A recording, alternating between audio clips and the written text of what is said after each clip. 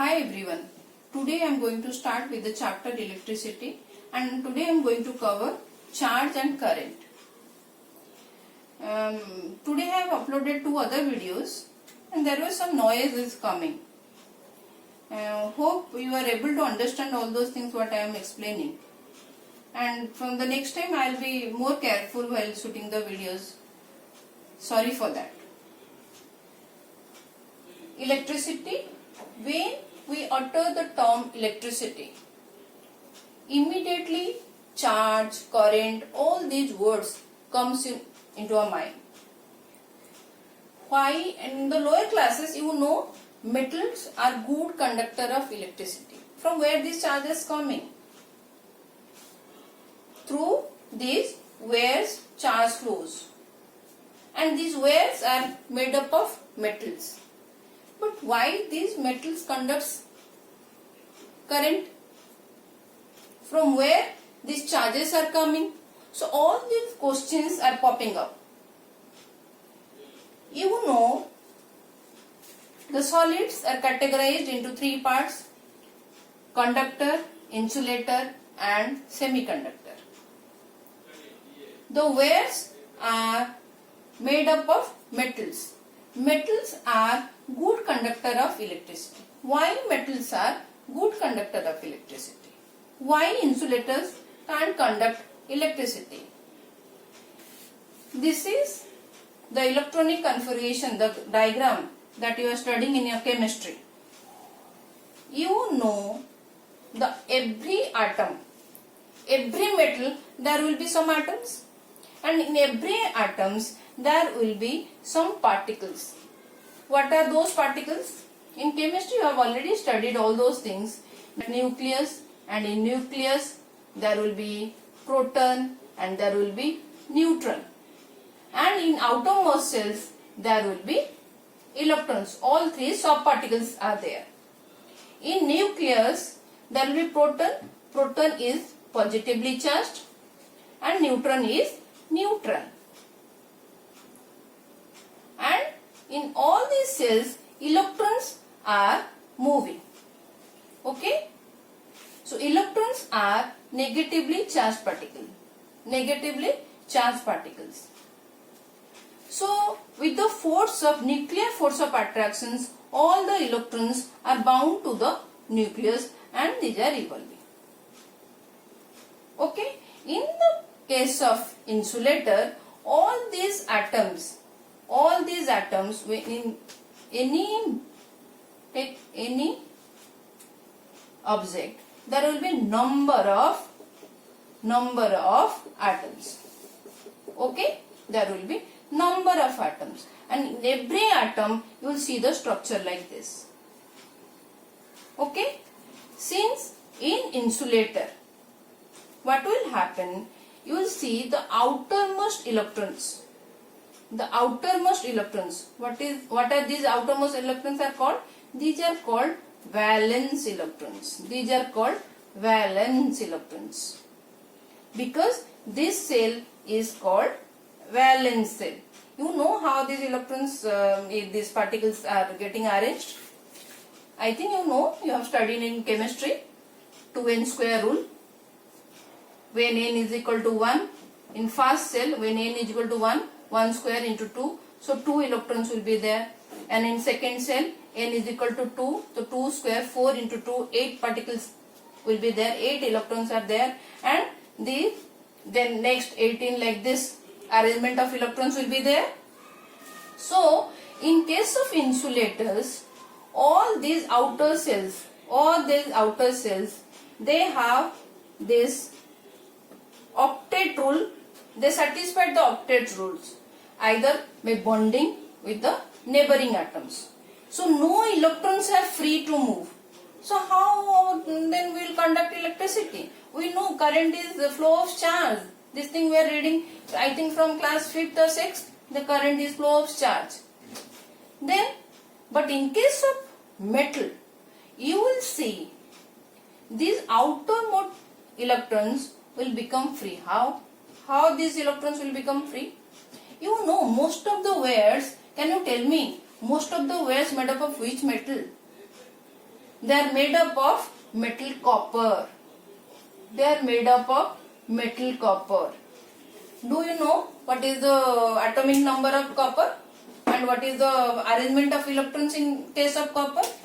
Copper is having atomic number 29. So 2, 8, 10, then 18, 28.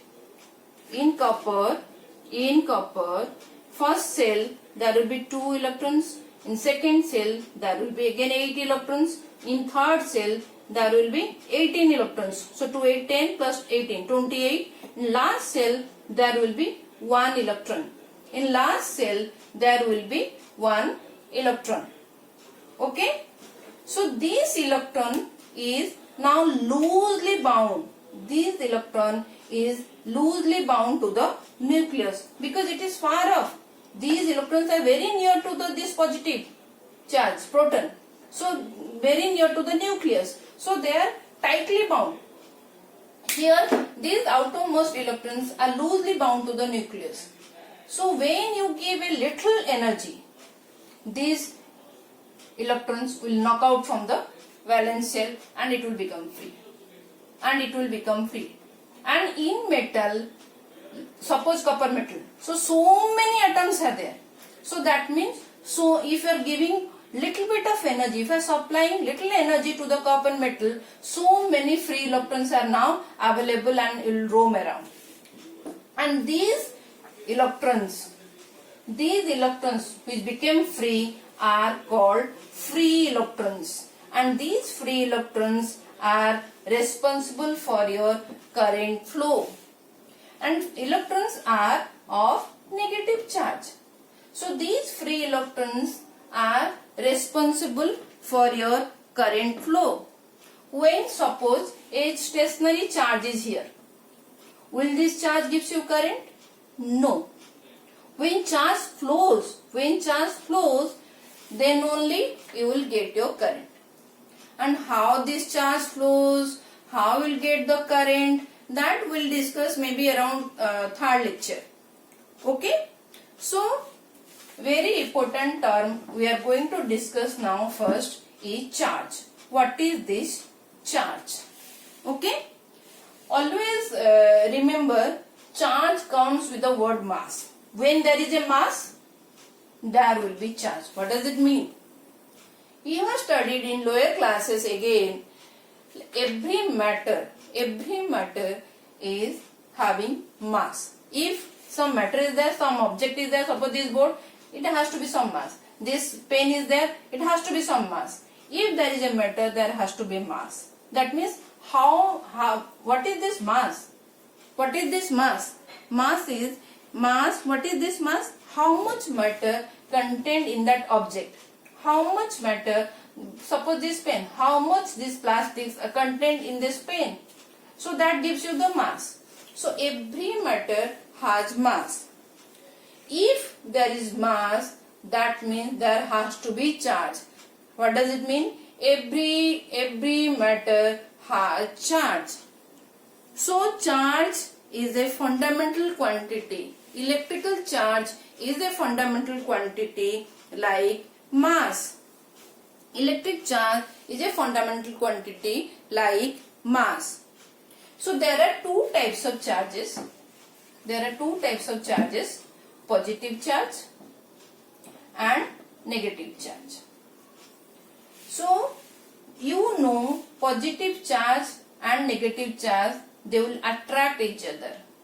That means unlike charges attract each other. But positive charge and another positive charge, they are like charges, so they will repel.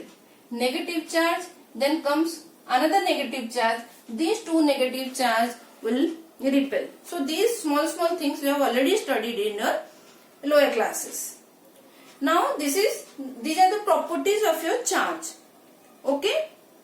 Now we will study more properties about the charges. Very important one, you know, this charge can be neither created nor destroyed. Charge is conserved.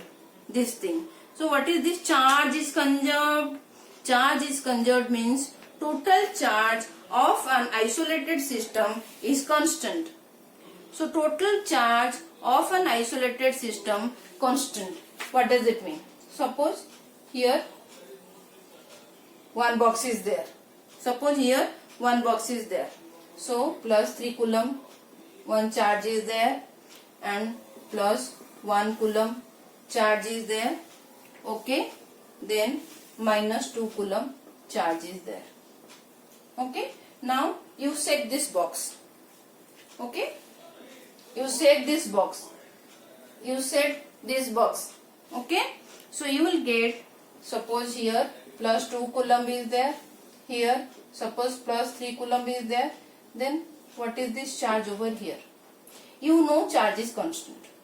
You know charge is constant. Charge is constant for an isolated system. Why is this isolated system? This system is not related to anything. In higher class, in class 11th and 12th, rather in 12th, you will study how when this system will connect to different things, how this charge flows and what will happen, the rearrangement of charges. This thing you are going to study in class 12th. Okay. Now what is the total charge over here? Plus 3 plus 1. This plus 4 and minus 2. Net charge is 2 coulomb over here. Okay. Now here plus 2 plus 3. So this should be equal to this because charge is constant. So plus 2 coulomb plus 3 coulomb is 5 coulomb.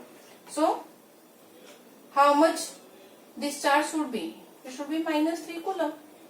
Then only again you will get your 2 coulomb charge, net 2 coulomb charge over here. Hope I am clear on this. Okay. Charge can be neither created nor destroyed. Total charge of an isolated system is constant. Okay.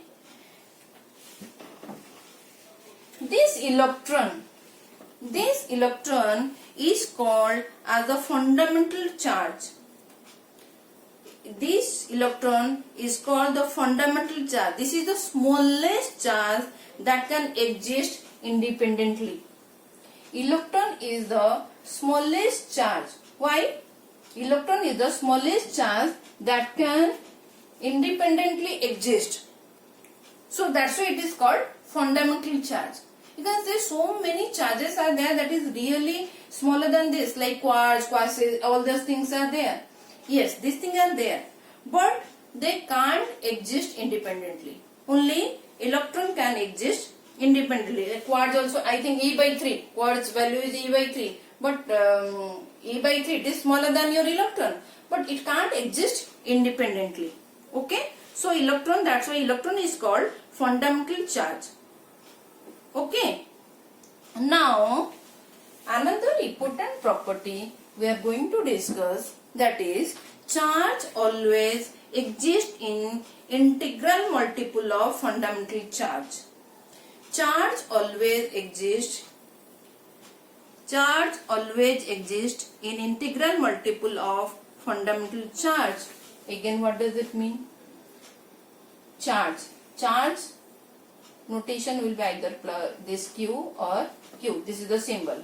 So it can exist either as 1e, 2e, because E is the fundamental charge. So it is the integral multiple, 3e, 4e, like this. Okay. Have you seen 1.5e, 2.5e, like this? No, you can't tell ki from this atom 1.5 electrons are removed, from this atom 1.5 electrons are getting lost or 2.5 electrons are getting lost.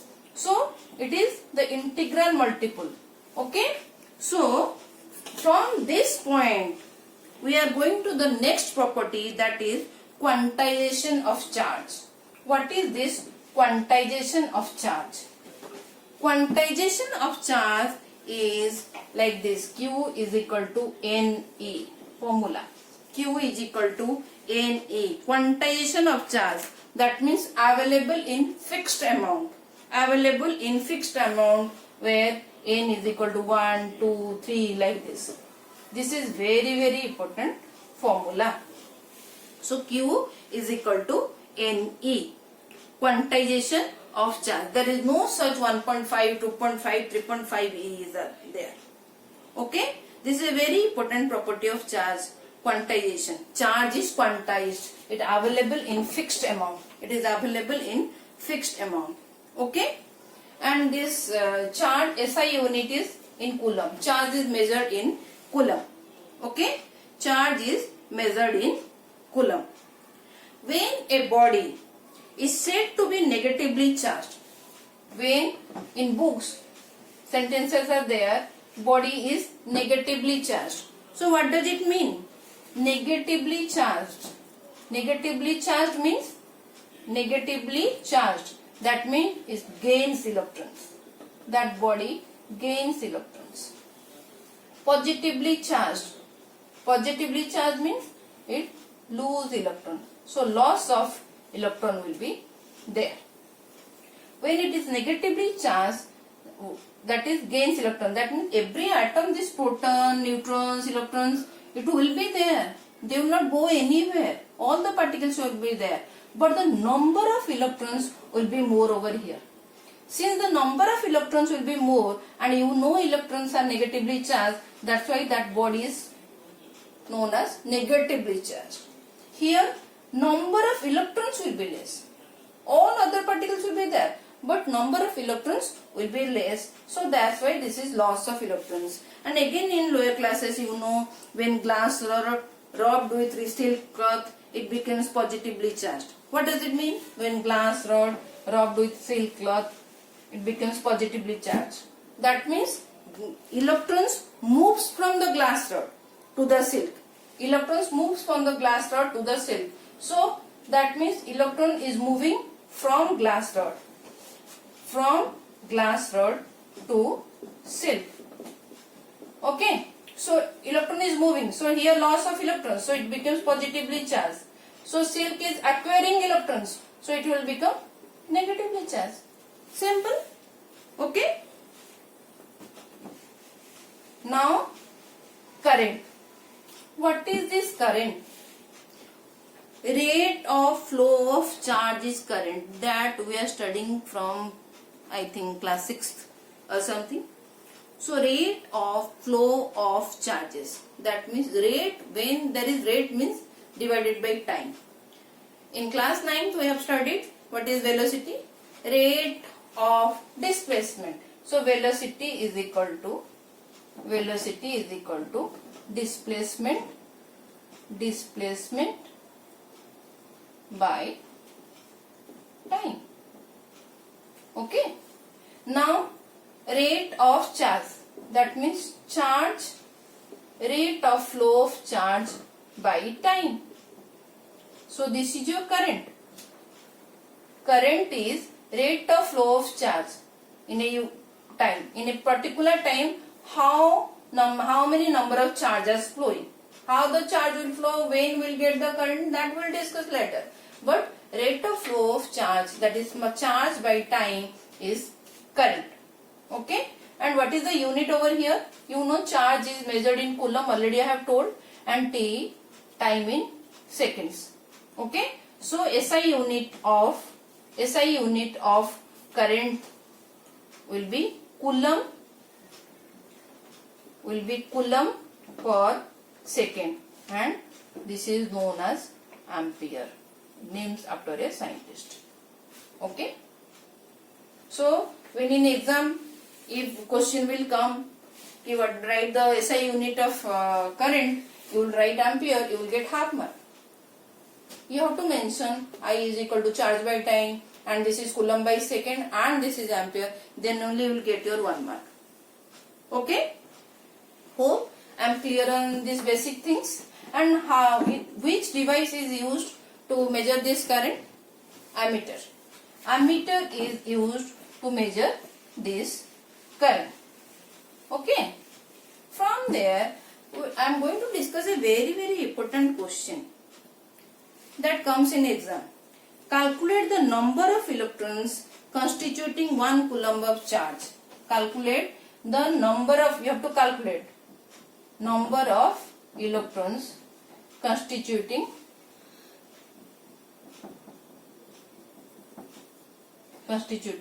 1 coulomb of charge. Calculate.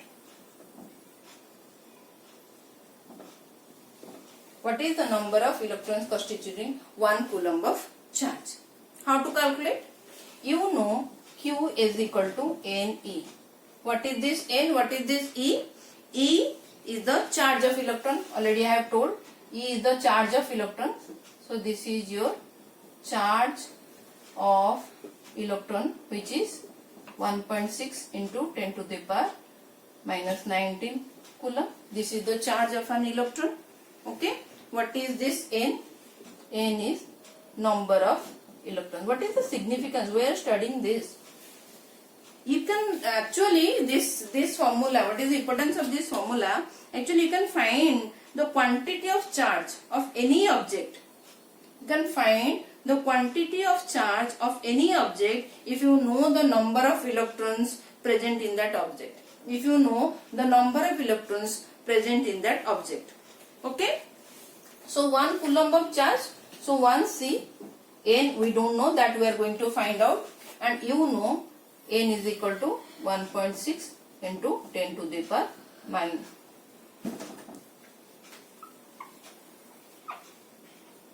This is 1.6 into 10 to the power minus 19 coulomb. This is your number of electrons. Okay, this is your number of electrons. So what is your N then? So N will be 1 divided by 1.6 into 10 to the power minus 19. Okay. So N is equal to 1 divided by 1.6 into 10 to the power minus 19. And in all the books this value is there. 6.25 into 10 to the power 18 electrons. Okay. This is 6.25 into 10 to the power minus 18 electrons N. And this derivation is not there in books, but this comes, and this value is there everywhere in all the books.